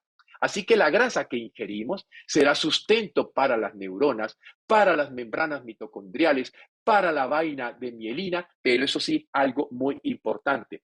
Depende del tipo de grasa, depende de la calidad de grasa. Así que el chicharrón de cerdo no es exactamente el punto clave frente a la cetosis dietética o cetosis fisiológica. Así que hay que recordar que los portadores de ApoE4, que son claramente de riesgo genético para sufrir, se convierten en hiperabsorbadores o hiperabsorbentes de grasas alimentarias y casi siempre muestran dislipidemia. Esto es lo que nos lleva entonces a entender la importancia de comprender que son las azúcares y son las harinas y son los carbohidratos de alta carga glicémica y es el dulcecito que estamos ahí picando y comiendo permanentemente lo que realmente está escondido detrás de estas situaciones dislipidémicas que típicamente observamos en el mundo moderno. Y quiero ahora hablar un poco de ejercicio y enfermedad neurodegenerativa, porque hay que saber que el estilo de vida de cazadores y de recolectores nos daba mucho mayor longevidad. Hoy día, en cambio, vivimos sedentarios. Permanecemos sentados hasta 9 horas al día. Nos movemos en automóvil, subimos en ascensor, vemos la televisión y como dicen por ahí, incluso algunos tienen cama de agua para no hacer esfuerzo en la noche. Por tanto, el ejercicio será la estrategia más importante y con mayor evidencia científica para producir protección a nivel celular, ya que regula la secuencia del llamado factor eritroide 2, o sea, el NRF2, que es el gran protector epigenético para inducir un mayor estado de resiliencia, porque el NRF2 controla todo el sistema de regulación antioxidante del cuerpo. También ayuda el ejercicio a sanar el daño mitocondrial secundario a la resistencia a la insulina. Y es que las mitocondrias, cuando hacemos ejercicio, se regulan y encienden ese fenómeno que ya les comenté que se llama flexibilidad metabólica. Además de que el ejercicio mitiga el estrés y la ansiedad y mejora el estado de ánimo y sueño. Pero que les quede claro que cualquier forma de ejercicio ayuda, desde caminar hasta bailar. Así que se ha observado como un factor determinante para reducir el riesgo de neurodegeneración es precisamente motivar al paciente que como mínimo empiece por caminar. Todos ustedes saben que caminar es uno de los factores determinantes frente a la resistencia a la insulina porque induce sensibilidad a la insulina. Y hoy día todos estos relojes modernos que tenemos son unos relojes que nos ayudan a contar los pasos. Lo ideal, no estar en menos de 7.000 pasos al día, de 7 a 10, siendo 10 lo ideal. Pero hay gente que al final del día, si mira su reloj o su teléfono celular, a duras penas ha caminado 1.500 a 2.000 pasos, y esto sí realmente se convierte en un factor de claro deterioro del sistema cerebral. Así que el octavo punto es el sueño y su relación con la neurodegeneración. Sabemos que la deprivación del sueño incrementa la inflamación y la resistencia a la insulina. Y también la calidad del sueño se asocia con la regeneración del cerebro, puesto que lo que llamamos el factor de crecimiento neural, el factor de crecimiento cerebral que es tan importante para la neuritogénesis, que luego va a tener que ver con el mecanismo de plasticidad neuronal, depende de que hayamos hecho reseteos correctos y adecuados durante la noche de nuestro propio cerebro. Así que dentro de los pasos de la calidad también encontraríamos a la acción de respiración consciente, la meditación antes de dormir, puesto que muchos estudios ya nos hablan precisamente de cómo hay un rol importantísimo por la activación del nervio vago, de la respiración consciente y la meditación.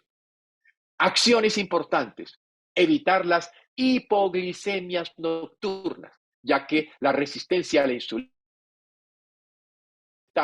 para evitar los despertares nocturnos. Así que es importantísimo hacer muy adecuadamente los ciclos de alimentación y ir sobre todo liberando al cuerpo, puesto que la cetosis será uno de los factores que va a ayudar a que no tengamos hipoglicemias, porque nuestro cuerpo ya no va a ser dependiente de azúcares para mantener la energética del ciclo de Krebs, sino que podrá mantener un equilibrio más adecuado donde la fuente de azúcares, de grasas y de proteínas permitirá la función mitocondrial. Pero considerando que el sueño es tan importante, quiero hablarles de Neurexan. Es un producto multicomponente que tiene pasiflora incarnata, avena sativa, cofea arábica y Zincum valerianicum. La acción de estos elementos vegetales con este mineral van a permitir efectos benéficos como que el sueño tenga una iniciación y acción rápida, eficacia fiable, no adictivo y inductor de hábito. De hecho, no produce somnolencia y por tanto es adecuado para el día, por ejemplo, 9 de la mañana a 3 de la tarde, para ir regulando la sensibilización central y especialmente al momento de acostarse. Tampoco reduce la capacidad de concentración y se puede conducir, trabajar, utilizar maquinarias, etcétera, y puede emplearse en asociación con otros medicamentos. Así que Neurexan lo empezamos a utilizar cuando hay síndrome de sensibilización central, que bien sabemos está muy relacionado con situaciones psicoemocionales disregulativas, pero en especial para ir regulando el reloj del sueño, que va a ser determinante en el paciente. Pero lógico, no podríamos dejar de lado la importancia del estrés. Y aquí quiero hablarles de Hans Selye, el padre de la teoría del estrés, que consideraba a este como un factor de envejecimiento, ya que la respuesta de lucha o de huida es peligrosa, sobre todo cuando es persistente y aún cuando la respuesta de lucha y de huida se está presentando frente a situaciones inofensivas. Es decir, yo no me tengo que estresar por muchas de las simplezas, de las bobadas, de las tonteras que ocurren en el día a día. Por eso el mindfulness, por ejemplo, el estar presente en el momento actual, lo que llamaba Edgar Tolle el aquí y el ahora. Porque si vivimos conectados al pasado, nos llenamos de rabia y resentimiento. Si nos conectamos hacia el futuro, nos llenamos de miedo y de ansiedad. Si vivimos el presente, podremos entonces tener un cerebro que funcione más clara y adecuadamente. La meditación, que es el siguiente nivel del mindfulness, nos permitirá un enfoque en una palabra o en un pensamiento específico. Y bien sabemos cómo la oración de cualquier denominación. Todas las denominaciones espirituales utilizan la oración que sabemos induce calma y estrés. Agilidad neural hace parte del Revita Mind, que es un proceso pasivo que utiliza sincronización cerebral mediante el producir sonidos rítmicos que se pueden poner con unos audífonos y algunos incluso pueden venir con gafas que dan estímulos de biofotoestimulación. Todo esto ayudando a que el cerebro trabaje más adecuadamente. Hay un sistema dinámico de reentrenamiento neural con reprogramación de los circuitos neurales que permite reprogramar el sistema límbico. Y de la misma manera, ahí les estoy dejando algunas bibliografías, les recomiendo el HeartMath, que es la variabilidad del ritmo cardíaco, que entre más elevada sea, tendremos menos estrés, más resiliencia, más adaptación. Y todos sabemos que el HeartMath se basa en una técnica de respiración porque pulmón cuadra a corazón, corazón a cerebro y cerebro a todos los plexos, plexo laríngeo, plexo cardíaco, plexo solar, mesentérico superior, mesentérico inferior, dentro de lo que es nuestra mirada occidental, que los orientales llaman los chakras. Así que, comprendiendo estas cosas, pues también la práctica del Qigong o la práctica del Tai Chi, con movimientos meditativos para alinear la energía, van a facilitar la regulación del aliento, la mente y el cuerpo. Pero aquí, ante el problema de estrés, también tenemos una gran ayuda. Se llama Nervogel. El Nervogel está formado por elementos vegetales como ignatia y sepia y minerales como ácido fosfórico, sorinum, kalium bromatum o zincum valerianicum. Puede actuar sobre el ectodermo simpático dermal y muy especialmente sobre el diencéfalo. Por eso ayudará frente a la sobreexcitación nerviosa, frente a la depresión exógena, a trastornos que tengan origen psicosomático, a la dificultad para conciliar el sueño e incluso en niños con problemas en el desarrollo psíquico, niños que lloran fácilmente o que son muy irritables. O, por ejemplo, la cistitis emocional, las vejigas neurogénicas, o la neurosis climatérica y la menopausia, que nos permitirá entonces que estas tabletas de Nervogel funcionen de manera muy especial como un regulador del estrés. Pero ya para terminar, quiero hablarles del último producto multimodo y multiobjetivo que vale la pena considerar porque sería el remedio de base, el remedio fundamental para cualquiera que sea el desorden funcional del sistema nervioso, y es precisamente el Cerebrum Compositum, conformado por vegetales, minerales, catalíticos o cofactores e inmunoactivadores, que cuando vemos la fórmula ven entonces ustedes que es una fórmula compleja de interacción de distintos productos que vienen de distintas familias farmacológicas que permite entonces actuar sobre el cerebro produciendo una estimulación básica, por ejemplo, en la disontogénesis infantil, pero también podrá ayudarnos en la legastenia, la distonía neurovegetativa o también de igual manera en los estados de depresión o patologías como por ejemplo después de accidentes cerebrovasculares, en fenómenos arterioescleróticos o en cualquier situación que me conduzca a una encefalitis. Finalmente, no olvidar el Cerebrum Compositum ya en procesos neurodegenerativos como ELA, esclerosis múltiple o Parkinson, pero también ante la merma de la memoria, el agotamiento mental o simplemente considerar la importancia que puede tener el Cerebrum Compositum en geriatría. Lo tenemos en presentación inyectable, ampollas de 2.2 ml que se pueden inyectar bien sea por vía intravenosa se pueden hacer, por ejemplo, coronas alrededor de la espina, se puede inyectar sobre el nervio vago, se puede inyectar paravertebralmente, se puede inyectar segmento metaméricamente, etc. Así que hasta ahora he tratado entonces de traerles de manera especial y de manera particular este importante concepto de lo que es entonces la neurodegeneración y cómo fundamentalmente debemos trabajar frente a lo que sería la prevención.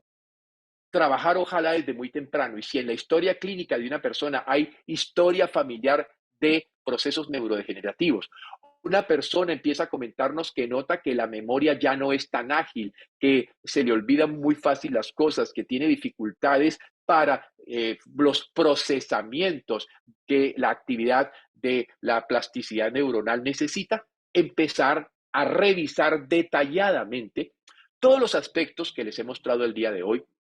Se nos quedaron muchas cosas en el tintero, el tema es demasiado largo. Los invito para los que quieran hacer el diplomado de prevención y tratamiento de la enfermedad neurodegenerativa. Es un diplomado de prácticamente 7, 8 meses de duración con una importante cantidad de material.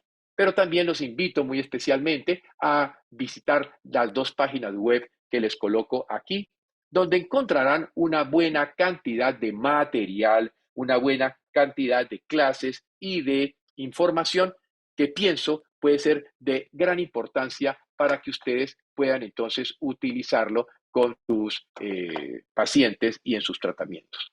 Así, mi querido doctor José, que quedamos abiertos para discusión, quedamos abiertos para preguntas y respuestas a partir de este momento. Y muchísimas gracias a todos ustedes por haber estado en esta charla del día de hoy sobre neurodegeneración, uno de los grandes problemas en salud en el mundo actual.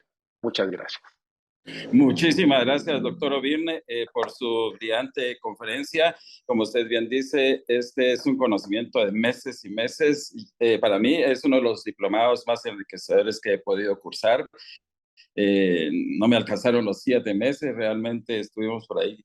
Llevamos como 10 meses y déjenme decirle a apreciados doctores que es una cantidad de conocimientos tal vez mucho más rica que la que uno puede recibir en los, incluso en los posgrados, en las maestrías. Cabal, usted nos ha respondido, doctor Ovirne, una de las preguntas que tenían los colegas sobre cómo puede uno acceder a este tipo de diplomado. Ya nos ha puesto por ahí la página. Yo me uno a la recomendación. Es una cantidad de conocimiento, una cantidad de bibliografía la que hay ahí, una cantidad de estudio, y uno no puede parar cuando empieza a estudiarlo, no puede parar. Uno de los énfasis que usted hacía, doctor, es que hoy pues estamos una gran cantidad de sugarólicos en el mundo, y no, ese es un término que yo le he aprendido a usted, y desafortunadamente los sugarólicos no somos tan discriminados como las otras adicciones, porque el azúcar es una adicción, les digo yo a mis pacientes y a mis estudiantes en la universidad. Sin embargo, uno no se imagina hasta que tiene el monitoreo de los niveles de glicemia con esos picos de insulina y de azúcar en sangre, hasta que no hace un monitoreo continuado de 24 horas. No sé en Colombia y ni en El Salvador, pero en Guatemala recién nos empiezan a llegar los dispositivos, se pone uno el dispositivo con un pinchoncito ahí, con un tape, y ahí estará una semana, y es impresionante cómo le va a marcar uno. Dice, aquí no comí azúcar, y cuando ven el pico al desplegar la información es impresionante. Yo me quedé asombrado cuando me hice la prueba. Me la hice por poner a prueba unos aparatitos. Creo que es una de las herramientas, ¿verdad, doctor?, para poder medir bien este tema. Y es muy útil, José, porque la verdad es que no es tan costoso, digamos, como para que si estamos ante una situación tan compleja como la neurodegeneración o tan grave como la disregulación dismetabólica, pues un paciente durante 7 días y algunos hasta para 15 días, 24/7, porque eso te está midiendo 24 horas al día, que tú puedes entonces acercas tu teléfono celular y ahí mismo estás viendo la gráfica, comiste un alimento y chequeas a ver, porque te puedes incluso sorprender. Una de las cosas interesantes de ver y que hemos aprendido con esto es, por ejemplo, si tú al desayuno primero comes la fruta y después, por ejemplo, comes el huevo o la proteína, el pico glicémico es más alto que si tú primero comes la proteína y después comes la fruta. O sea, hasta en el orden como se pueden comer los alimentos, uno podría encontrarse entonces diferencias en la respuesta que uno puede chequearla de inmediato en el teléfono celular, acercándolo pues al receptor que está pegadito aquí en el deltoides. Así que es una verdadera maravilla lo que se puede hacer y el precio pues está asequible para cualquier paciente de tipo crónico que realmente necesite hacer cambios sustanciales ante el riesgo de esta clase de enfermedades. Asombra que ya no solo para los diabéticos va a ser una herramienta, sino para todos y cada uno de nosotros, como usted decía, ¿verdad? Claro. Y en tema del epigenoma, que es tan desfavorable hoy en día para este desarrollo de problemas neurodegenerativos, también es impresionante cómo la resoleómica no se da porque está saboteada esta parte fundamental del ser humano, pero más triste aún, como usted nos insiste, es que los mismos médicos saboteamos esta resoleómica con el uso de AINES indiscriminadamente, ¿verdad? De la resoleómica, nos preguntaban también si Traumel tiene un papel fundamental, doctor, en el tratamiento de la enfermedad degenerativa.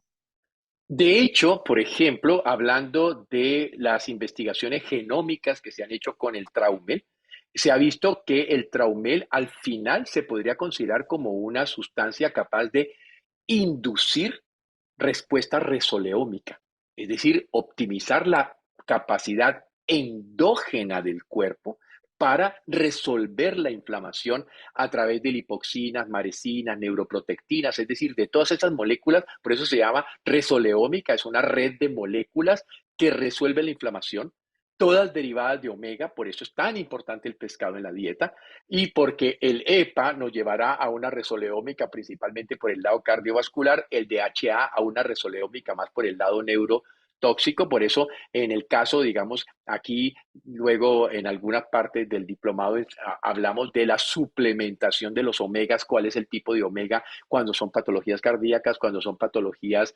neurodegenerativas o cuando son otro tipo de patologías inflamatorias, el balance omega 3, omega 6, todas estas cosas que son claves para que la resoleómica funcione de la manera correcta.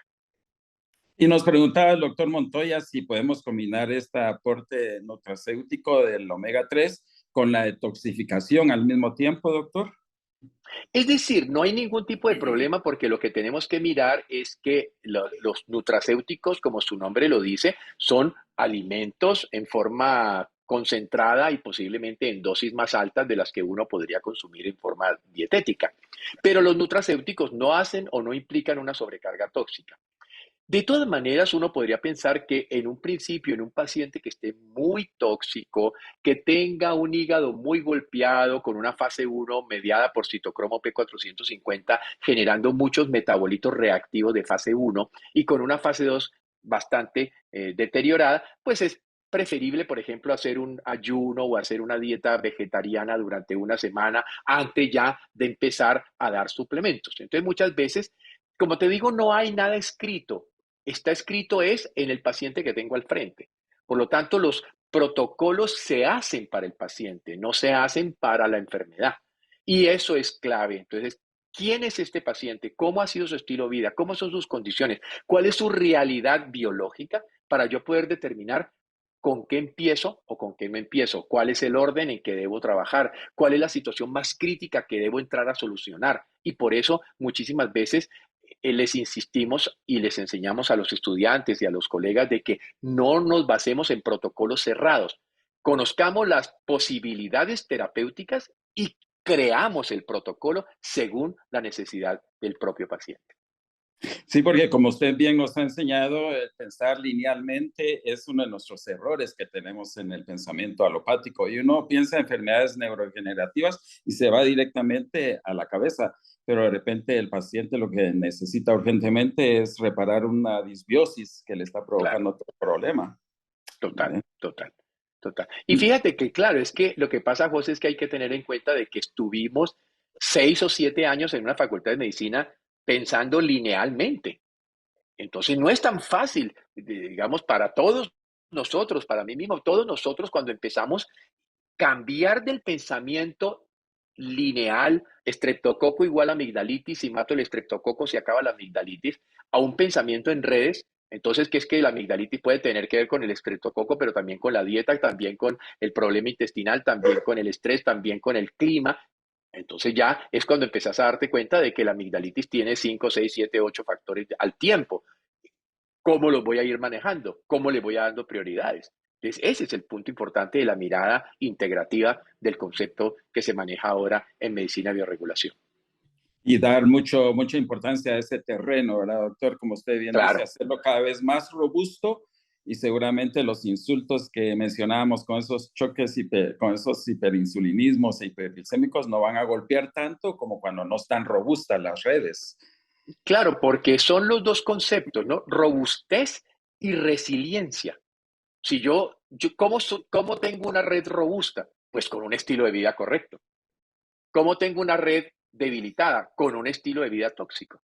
Entonces, si yo me levanto todos los días, hago la respiración, luego hago el ejercicio, luego consumo un desayuno sano, me voy a trabajar, intento tener un estilo de vida lo más adecuadamente posible, pues entonces envejece uno en salud, que es lo importante. Yo ya tengo 72 años y he podido decir envejezco en salud, todavía monto en bicicleta bastantes kilómetros al mes, hago una vida muy movida, porque tú me conoces, José, hace muchos años que me mantengo de un país para otro. O sea, tengo vitalidad, pero ¿por qué? Porque soy consciente y claro de que tengo que cuidar este cuerpo para poder que funcione todo bien. Y de repente alguna disregulación va a un medicamento biorregulador y funciona maravillosamente. Pero rápido. Pero alopáticamente estamos como pensando, síntoma o una patología ya instalada, un medicamento biorregulador ahí va a funcionar muy poco si no es con ese estilo de vida que usted nos ha enseñado, doctor.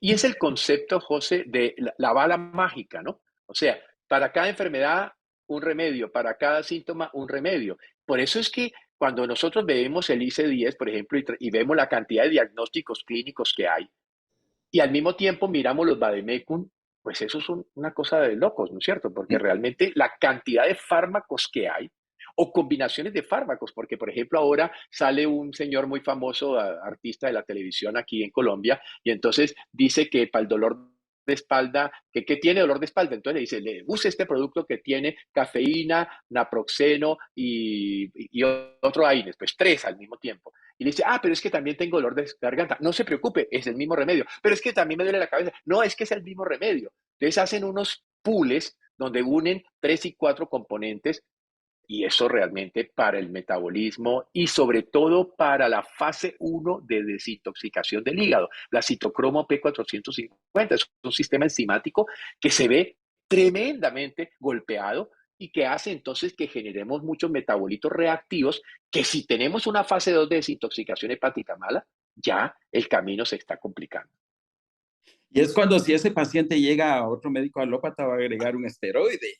Tremendo problema. Claro. Y es como yo les digo a mis estudiantes, ustedes se van a lucir porque cuando denle ese enfoque biorregulador a sus pacientes y vean que no sabotear esa resoliómica con el estilo de vida, un medicamento biorregulador, van a decir, qué bueno es ese médico, pero es atender a todas estas enseñanzas que usted nos comparte, doctor.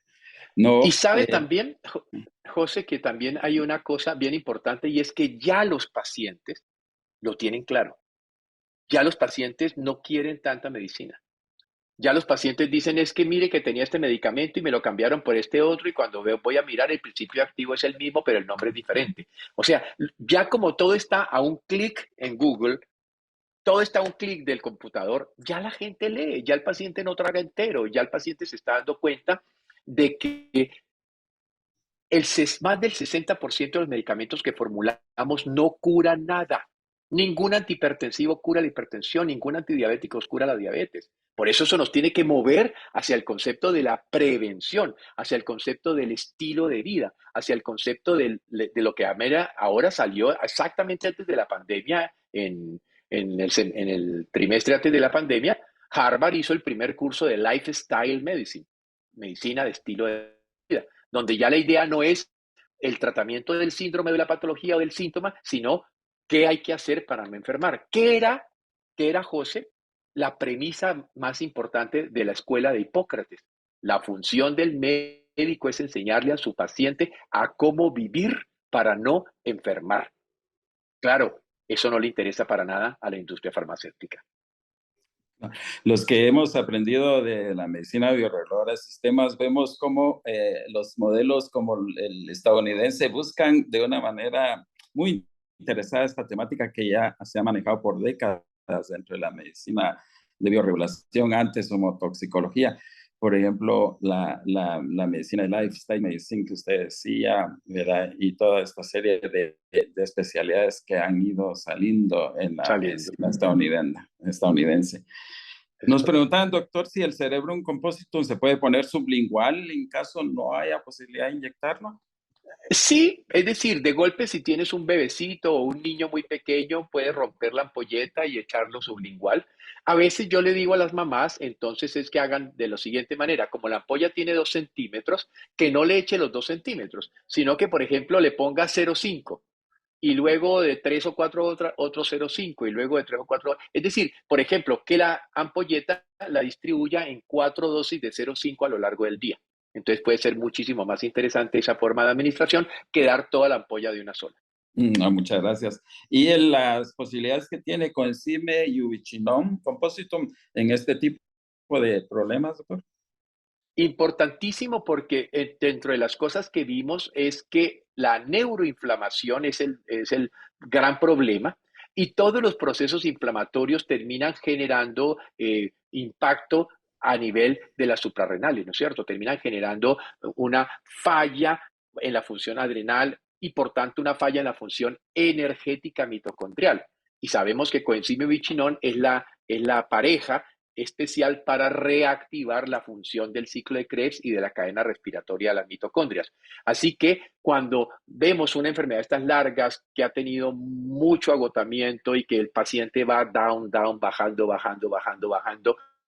el coenzime con el ubiquinol, que se puede además aplicar desde la base del cráneo hasta el sacro, o sea, uno puede ir aplicándolo paravertebralmente o lo puede poner intravenosa y funciona muy bien como un reactivador energético que el paciente con neurodegeneración lo necesita de manera muy especial y particular. Y es que la disregulación mitocondrial definitivamente aquí está, pero bien marcada, ¿verdad, doctor? En bien este marcada, tipo de enfermedades. Bien marcada. En todo lo crónico, ¿no? Todo lo crónico degenerativo implica una mitocondria fallando. Así que coenzima y bichinon es otro de los grandes combinaciones que podemos utilizar. Y las ampollas se pueden también nebulizar, nos preguntan, doctor. Sí. Puffs. Claro, las ampollas se pueden nebulizar de varias formas. Miren, por ejemplo, tenía por aquí encimita el frasquito, bueno, no sé, no está.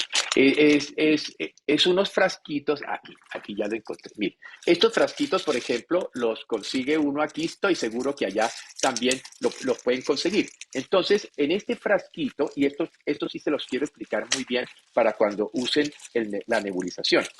Entonces, viene el frasco vacío y viene el nebulizador. Entonces, esto es simplemente para colocarlo de esta manera y poderlo hacer por vía nasal. La ampolla, cuando ustedes hagan mezclas con las ampollas, es absolutamente indispensable mantener la relación de las decimales homeopáticas de la ampolla. Entonces, si yo pongo una ampolla de 2 centímetros, le tengo que adicionar 18 centímetros para que quede 20, ¿no es cierto? Porque la ampolla de 2 centímetros va a subir una dilución más, entonces se va a volver 20 centímetros. De esa manera, ustedes ponen la ampolla de 2 centímetros más 18 de solución salina, les quedan 20 centímetros y 20 centímetros les permite tener una cantidad de puff buenísimos. Ahora, si pone 2 ampollas, entonces tiene que poner el doble, ¿no es cierto? Entonces, siempre, por favor, mantener la dilución de 1 en 10, en este caso 2 en 18. Una vez hicieron la dilución, entonces cogen el frasco, lo agitan fuertemente para generar el efecto de dilución de la siguiente escala que sigue y ya les queda preparado para aplicarlo así. Si van a utilizar un nebulizador, un micronizador, pueden, porque además es mucho mejor así para los niños que lloran a veces cuando les ponemos los nebulizadores, pongan la ampolla pura, los 2 centímetros. Claro, les va a durar 4 minutos, 3 minutos la nebulización, pero están nebulizando la ampolla en su composición farmacológica, que es muy importante tener en cuenta, respetar esas diluciones que vieron en las gráficas que les mostré. Entonces, si lo van a micronizar, la ampolla pura. Si lo van a diluir, la ampolla, los 2 centímetros de ampolla en 18 de salina para que le quede el spray nasal que pueden entonces emplear fácilmente para, en este caso, por ejemplo, en pediatría, que es una forma útil de hacerlo. O viejitos que le puede ser más difícil cogerle la vena o inyectarlos, entonces la aplicación del puff nasal funciona muy bien.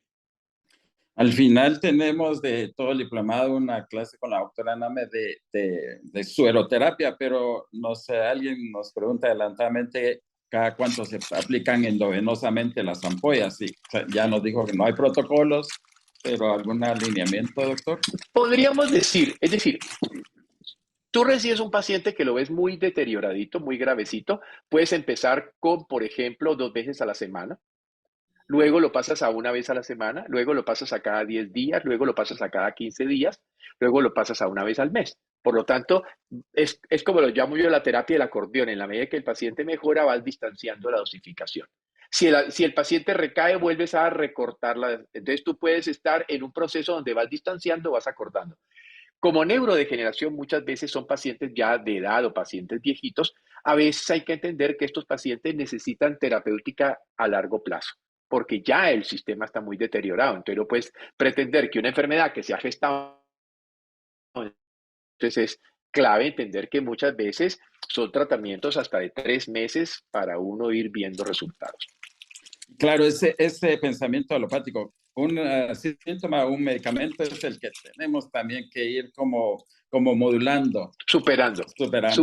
El estilo de vida que muchas veces el paciente no se atreve o no quiere seguir y la familia tampoco. En el paciente con neurodegeneración, la familia es de importante soporte. Y yo les digo, implíquense todo el núcleo familiar en el mismo estilo de vida alimentario. Porque claro, ellos están comiendo mal y obligan al enfermo a comer cosas diferentes. No, además que yo le digo siempre, mire, si a su abuelito le está dando el Alzheimer, ojo, porque a usted dentro de 20 o 30 años le puede empezar el Alzheimer también, ¿no? Porque usted es el nieto o usted es el hijo. Entonces, hay que estar también mirando que uno como que dice, como decía mi mamá, mi hijo, si usted quiere, cuando se consiga una novia, mire a la mamá y a la abuelita, porque así es que van a ser. Entonces, es importante uno darse cuenta de que uno va a seguir el mismo camino que la predisposición genética le conduce, si tiene una mala epigenética, claro. Sí, y para esto creo que también un brillante diplomado muy recomendable es aprender a cómo consumir los alimentos. Y el chef O'Byrne, hijo del doctor Arturo O'Byrne, tiene un brillante diplomado, creo que todavía van haciéndolo, ¿verdad, doctor? Sí, se hace con frecuencia. Sí, es sobre todo porque además es práctico, ¿no? Es donde se aprende a cocinar, donde se aprende a preparar. Y sobre todo porque es que muchísimas veces el grave problema, el paciente tiene que cambiar la dieta, pero si no le hacemos una dieta sabrosa, el paciente no hace adherencia y la abandona. Entonces, lo que se ha intentado con este curso de dieta culinaria y nutrición para médicos es que el médico aprenda, primero para que haga cambios para él mismo y su familia, pero también para que le pueda dar las recomendaciones correctas al paciente de cómo combinar, cómo preparar, cómo generar una ensalada. Para la gente termina siendo un pasto picado aburridor, pero si sabe preparar salsas y si sabe preparar cosas sanas con aceite de oliva, con cúrcuma, con ajo, con jengibre, con lo que sea, y esa ensalada tú la embadurnas en una salsa bien deliciosa, la gente se la come con gusto, porque lo único que la gente quiere con la comida es que sepa bueno. Y con este diplomado es extraordinario porque son 3 días a la semana muy cargados, uno se la está pegado ahí en el Zoom porque un día le dan la parte médica, otro día la parte de nutrición, es realmente muy recomendable, es que uno dice, pues, ¿cómo preparo todo esto? Y la parte práctica con otra clase, es extraordinario. Nos preguntan si el Neurexan se puede usar en un adolescente, doctor. El Neurexan se podría utilizar perfectamente en un adolescente sin problema. Incluso el Neurexan se podría utilizar. El laboratorio no pone nada al respecto, o sea, lo pone solo para de 12 años para arriba, pero nosotros hemos visto, por ejemplo, en niños pequeñitos con dificultad en el sueño, si damos un cuartico o media tablita, eso es, digamos, mi experiencia, no es responsabilidad del laboratorio para nada, sin ningún problema, porque es homeopatía. Esto, y si ustedes ven avena sativa, o sea, los componentes que tiene son absolutamente inocuos como para que vayan a producir ningún tipo de daño. Excelente, muchas gracias. Nos pregunta el doctor Tello de Guatemala de discentogénesis infantil, doctor. ¿Para usted el término le es conocido? Sí, la disontogénesis infantil básicamente son estos niños que tienen un crecimiento y desarrollo alterado, no solamente en el aspecto, digamos, morfológico, sino sobre todo en el aspecto comportamental. Niños muy irritables, niños llorones, todo les fastidia. O sea, niños que tienen un comportamiento que, digamos, no es un comportamiento normal o adecuado de un niño, ¿no es cierto? Claro, yo siempre he dicho que un factor importante de revisar en la disontogénesis es el exceso de pantallas. Hoy día vemos a los niñitos chiquitos todos con el teléfono celular del papá y de la mamá o con la tablet o algo así. La medicina antroposófica tiene una especialidad que es medicina del crecimiento y desarrollo de los niños y recomienda que ojalá hasta los 7 años el contacto con las pantallas sea lo mínimo posible para que no pierda articulación que tiene que hacer el niño en su proceso de crecimiento. Los niños se vuelven adictos a la televisión, a las pantallas y a todas esas cosas, y eso afecta muchísimo el buen funcionamiento del sistema nervioso. Muchas gracias. Y en la dieta cetogénica y carne de cerdo nos preguntan, ¿qué opina?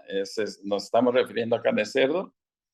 Sí, la carne de cerdo hay que entender que es una carne proinflamatoria. O sea, la carne de cerdo, así el cerdo lo críen en condiciones perfectas, lo bañen con champú, le echen vetiver. Su carne es proinflamatoria. La naturaleza química de la carne de cerdo favorece la inflamación. Mire que mucha gente hace alergia al cerdo. Mucha gente toma cerdo y le salen inmediatamente comedones o le sale rasquiña en la piel. O sea, el cerdo proinflama. Entonces, teniendo en cuenta que la neurodegeneración se monta sobre la neuroinflamación, entonces la cetogenicidad no la vamos a hacer con grasa de cerdo, la vamos a hacer con grasa vegetal, nueces, almendras, avellanas, todos los frutos secos. Hay una cantidad de frutos realmente con un alto contenido de grasa que van a ser de gran utilidad. Y por otra parte tendríamos los pescados grasos, ¿no es cierto? La trucha, el salmón, la caballa, el arenque, las sardinas, todos esos pescados son ricos y sobre todo en omega 3, que es el que nos interesa para la resoleómica. Así es, muchas gracias.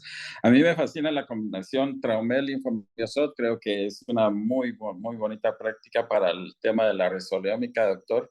Y linfomiosot es un pilar fundamental, ¿no es cierto? Más para ese linfático. Claro, porque hay que recordar que siempre cuando uno le pregunta sistema circulatorio, cualquier estudiante me dice, sistema circulatorio venoso y arterial. Y nunca nombran el sistema circulatorio y linfático. O sea, es que el sistema circulatorio y linfático lo tenemos como allí, como la cenicienta, el olvidado de la familia, ¿no es cierto?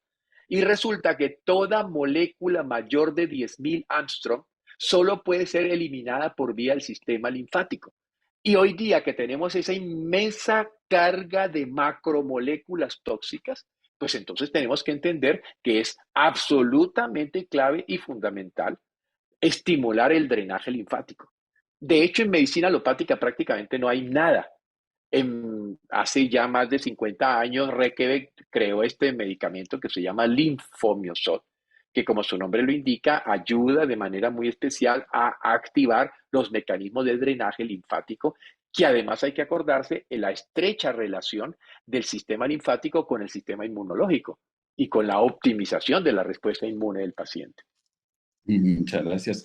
Tenemos varias preguntas, doctor, muchas, y pues es un seminario internacional, es un diplomado internacional y eso es lo rico. Tenemos médicos de El Salvador, tenemos de Guatemala, son nombres nuevos, muchos de ellos, y esto es realmente satisfactorio para ambos laboratorios y gracias a su presencia en esta primera webinario.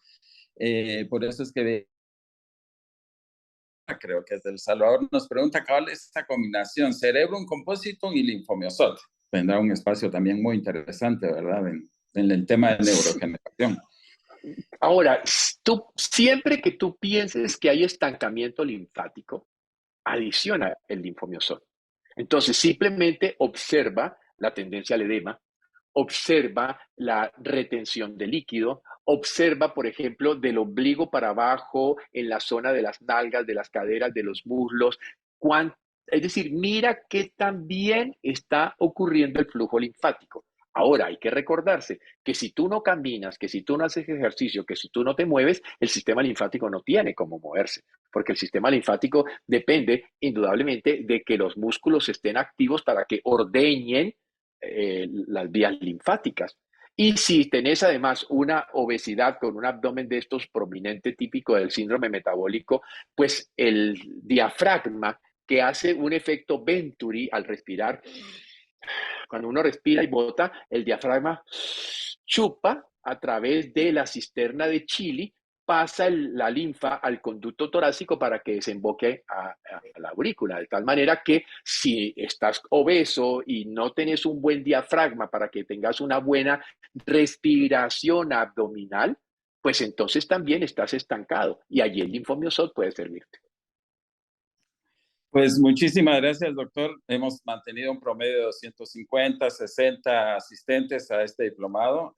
Muchos ya somos de años de darle seguimiento, de seguirlo a usted. Cada vez que vemos su nombre, sabemos de la garantía, de la calidad de los diplomados. Pero hay gente nueva que está muy, muy, muy gustosa de haberle escuchado. Muchísimas gracias por compartir toda esa cantidad de conocimientos. Nos quedamos con ganas de más. Ha sido una brillante apertura. La doctora Mónica Name lo hubiera hecho también de igual manera extraordinariamente, pero ella volverá ya dentro de un mes más o menos. Y ha sido una apertura con broche de oro. Muchísimas gracias, doctor. Muchísimas gracias a todos. Un abrazo muy grande. Cuídense mucho. Que Dios los bendiga. Muchas gracias, doctor Morales. Muchas gracias, doctor Obirne. Excelente conferencia.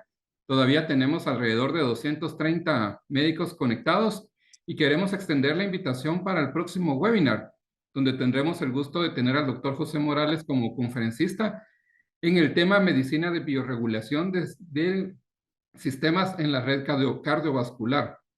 Todos cordialmente invitados, por ahí los esperamos. Y nuevamente muchas gracias, doctores. Muchas gracias a todos. Que tengan una feliz noche. Muchas gracias. Muchas gracias. Muchas gracias a todos. Gracias. Feliz noche para todos. Y no olviden juntar su asistencia. Muchísimas gracias. Los esperamos.